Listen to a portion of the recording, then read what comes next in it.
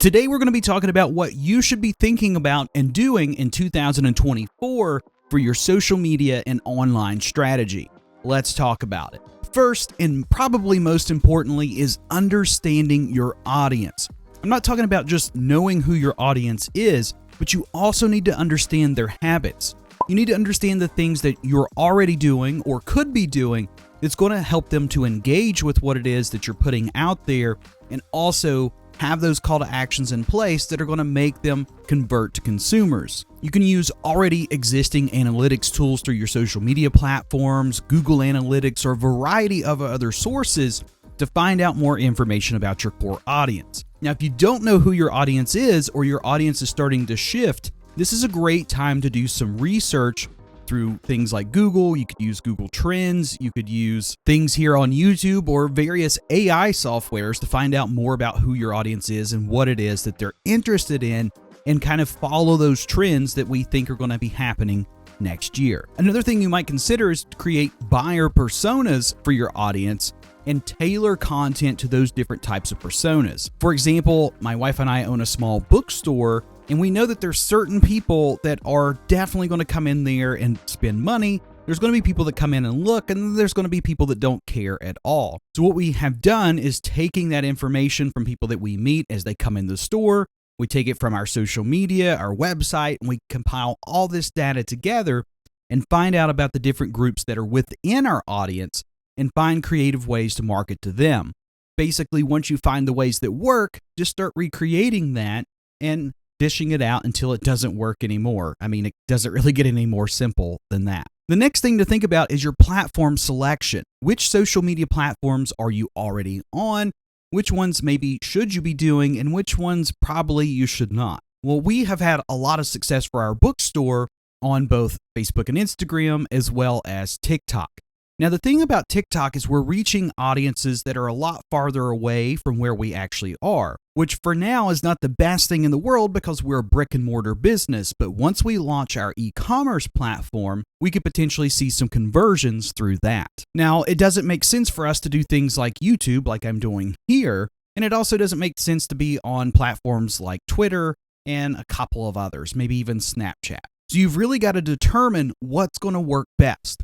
What platforms are your audience on? A simple Google search for age ranges and different demographics for your particular audience will tell you most likely where everybody's going to be. Topic number 3 is content planning. If you're not planning your content in advance and you're just posting random things, you really don't have a strategy in place, and you can't really test to see what's working and what's not. Try to plan on following different trends, seasonal happenings, events around your business, or other factors like that. Even things that are happening in the community. Here recently was Small Business Saturday and a plethora of other shopping events, so for us retail people, it was really great to take advantage of those opportunities like Small Business Saturday, support local, and just really try to offer something back to the people that have been supporting us. We were able to capitalize on that by making posts on social media, following along with other businesses and trends, and even our local destination marketing organization with events that they had going on. We got to partner up with that as well. So if you're really taking time to plan a content strategy, you can stay weeks or even months ahead of the game, get the things planned, get them scheduled, and you don't even really have to worry about it after that, other than just replying to comments and messages. Topic number 4, and I cannot stress this enough, engaging visuals. People love to see things. People like to see stories being told visually, vocally, or through text. It doesn't matter. But if you're simply just putting up simple graphics or cookie cutter designs, you're not really going to see a lot of engagement with that.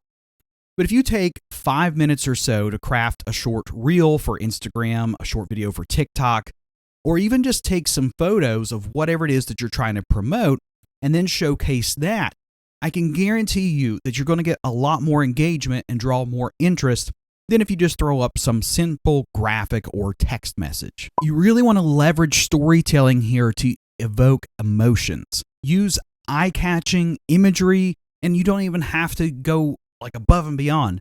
Simply taking a nice composed photo of products, your location, or whatever it is, something to intrigue people is ultimately all you need to do. Topic number 5, we hit on this just a little bit with the trends section, but also pay attention to hashtags. A lot of people, when they are researching destinations and locations, businesses, whatever, they are looking through hashtags to find out what's going on, especially if it's a destination. Now, I will say on the side of caution here, if you are going to use hashtags, please make sure they're relevant to whatever you're posting. Don't just add in random hashtags so you show up in certain places, because it's really not going to help you, and in some cases that can actually hurt you. Topic number 6, you really want to build community engagement, because at the end of the day, your social media platforms are a place for you to build community based around your brand, your image, your destination, your business, whatever it is you're trying to get out there. And what you can do to strengthen your community is to have things like polls, calls to actions, engage with comments, reply to messages, and just encourage people to take amongst themselves and have these conversations. Talking about things that they like, things that they would like to see. Talking about things that maybe they purchased from you, sharing stories about their experiences. The more people you can get talking, the more engagement you can get, the more these posts are going to be exposed to others, and the better other posts that you do later are going to perform. The goal of social media platforms is to keep people on the platform.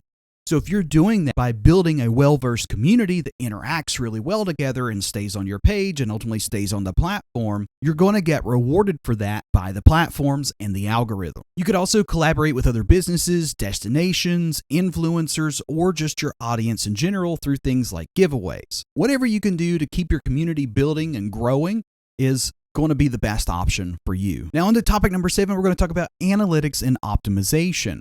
So as you're doing all these different things that we've been talking about, it's important to pay attention to your analytics and your optimization efforts to make sure you're doing everything possible that you should be. Here's where you can really take the time to determine what is working well and do more of that, what isn't working so well and find ways to pivot, and just adjust to everything accordingly so that way you're constantly resonating well with your audience. With our little bookstore, for example, I know that if I post simple flyers talking about things, they don't typically perform that well at all. But if I post a reel or a picture and tell a story with that, it does really well. Now, sometimes content that is basic is kind of needed. Maybe you're building backlinks to your website or other things like that. You're trying to get information out in a certain way, and you're going to have to do it even though you're not going to get a ton of engagement, but maybe find some creative ways to get engagement out of that.